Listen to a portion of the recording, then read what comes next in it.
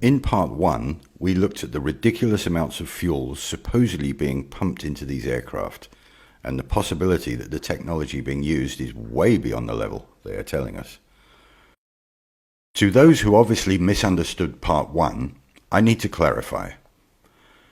The airlines claim that fuel constitutes 50% of our ticket cost.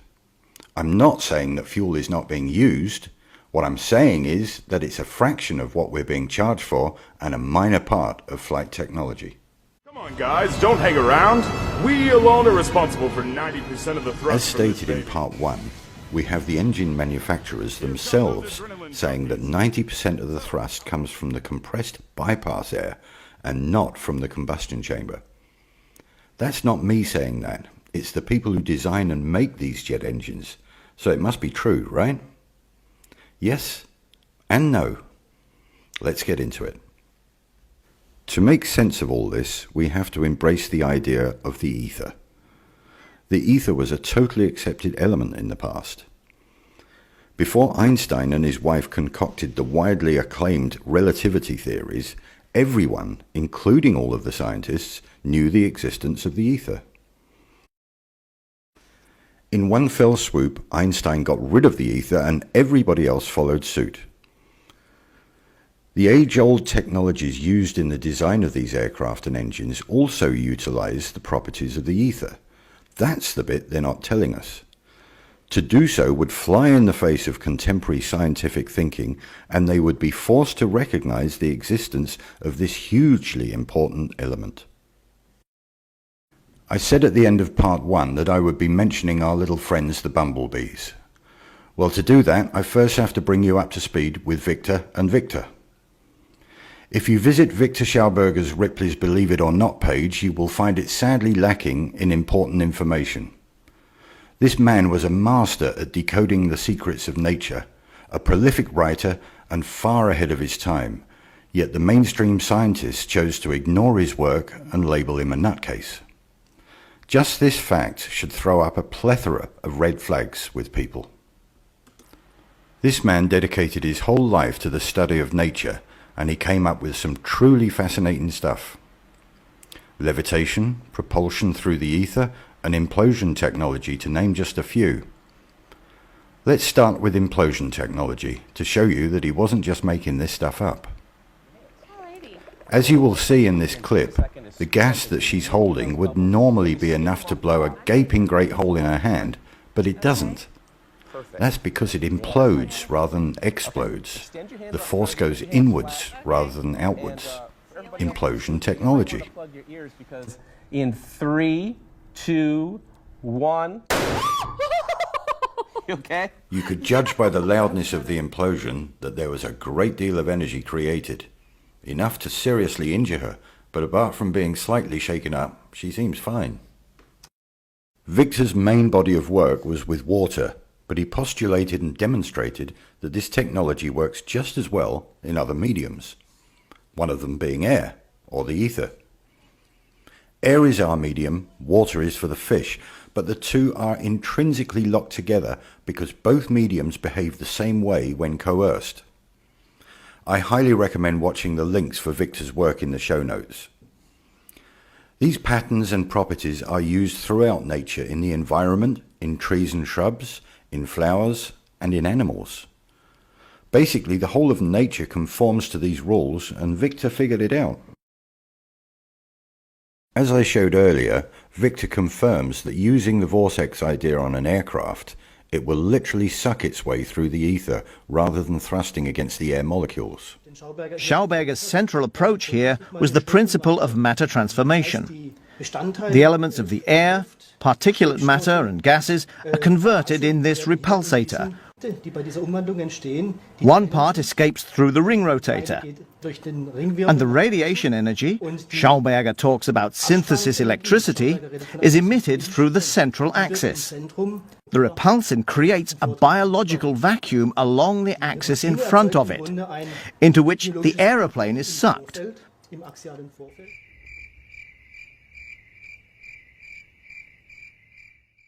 The relatively small amount of fuel on board is used for takeoff, landing and taxiing. It's also used for the APU. The APU is the auxiliary power unit that's situated at the back end of most commercial aircraft. This is a small jet engine configured as a compressed air generator to feed the main engines at startup and during cruise mode, amongst other functions.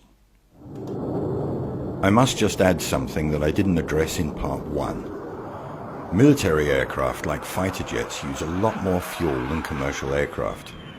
They need the extra power and thrust that combustible fuel gives. In cruise mode, a commercial airliner does not need the extra power as its forward motion is sufficient to suck enough air into the engine. Just a little observation here. The engines are designed to sit forward of the wings on pylons. From an engineering standpoint, it would be much easier to place them directly under the wings. As most people think, the jet engine spews out masses of superheated exhaust gas. If this was the case, then why would they put the exhaust directly under the wing where all the supposed fuel is stored?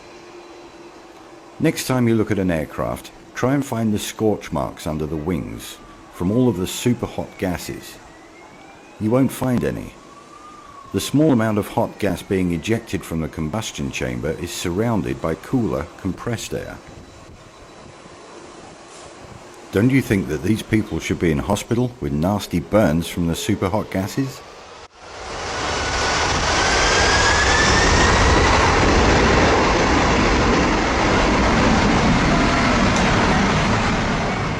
Before we leave Victor number 1, let's look at his vortex principles at work in real time. If you think his principles are just theories, then feast your eyes on this. Like the jet engine, the Garuda San Giovanni route needs a small force to start it, but then impels itself infinitely using the medium around it, in this case water.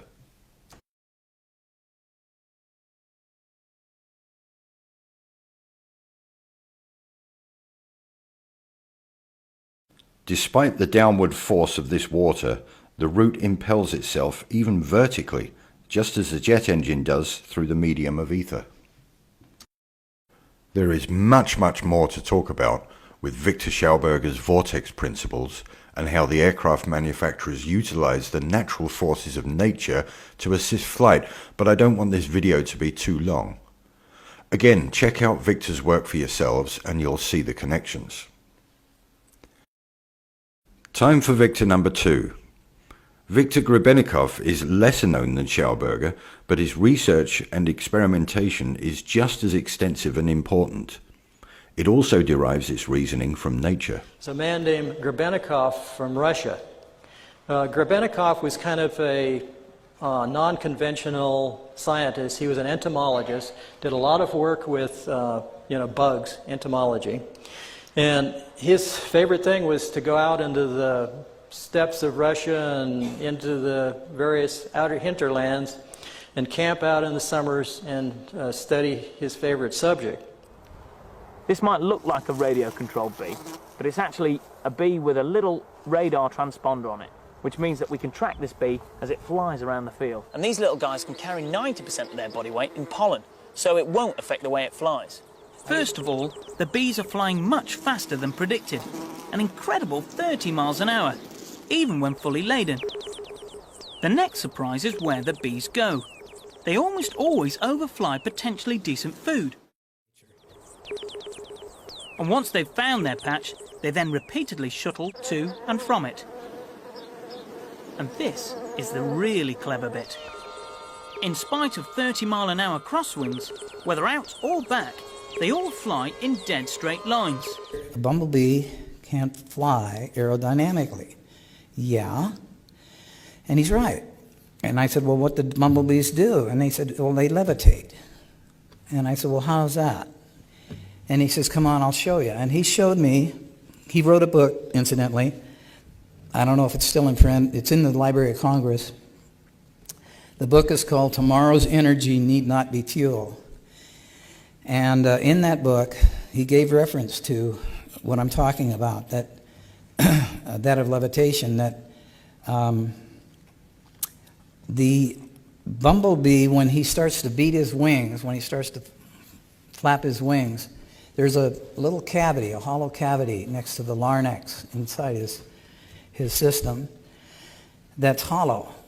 And when he beats his wings, he starts to resonate this energy, and it goes back and forth, just similar to a guitar strumming on one side of the room and hitting the same chord on the other side of the room, or somebody hitting a high C and breaking a crystal. It's the same thing, it's resonance. And he said what they do, they resonate.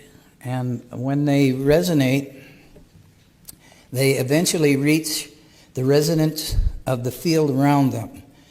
And he explained it this way to me, that the earth was, of course, spinning, but it was operating on a frequency of 8.5 hertz per second or so forth.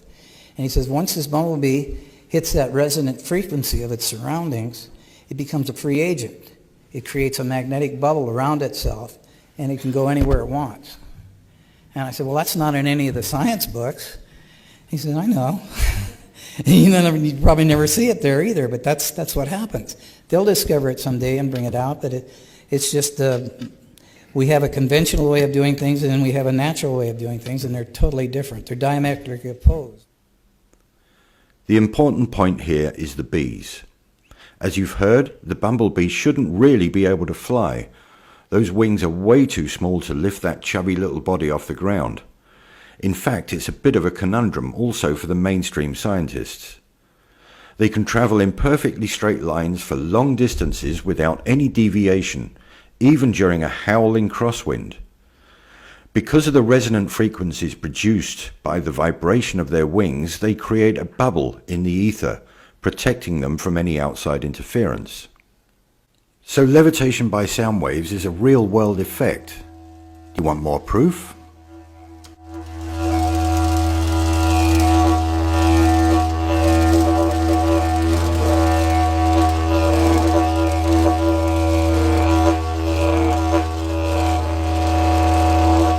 That the bug wings themselves were creating an anti-gravity phenomena under certain conditions. These technologies are known and used in modern-day aircraft manufacture. The vortexes being produced are helping the lift properties of the aircraft. This is why the engines are forward of the wings. If they were underneath the wings, then the vortex wouldn't do its job. It has to flow over and not under the wing. Next time you fly, try to listen to the hum of the engines. It changes pitch when going into and out of cruise mode.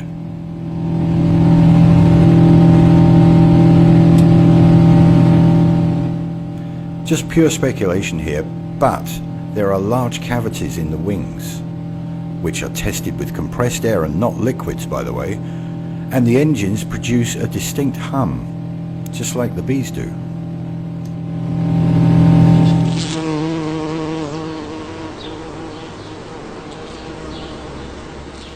So the tale of two victors comes to an end.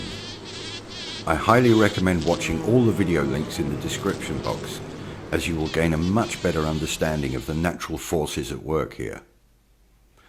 As always, this is just my own musings, and they are by no means definitive, but the scientific evidence and the observable effects definitely backs up the theory. Two highly intelligent gentlemen that have had their research largely ignored by the mainstream scientific community, but the manufacturers are covertly using the technology to fly their planes. As per usual, it's us, the consumer, who's losing out, while these huge companies are reaping the financial benefits. In part 3, we will look closer at the fuel tank explosion suppression techniques using the inert gas nitrogen. Nitrogen doesn't burn, but the question is, how fast does it expand when vaporized? Stay tuned and see you in part 3. Thank you for watching.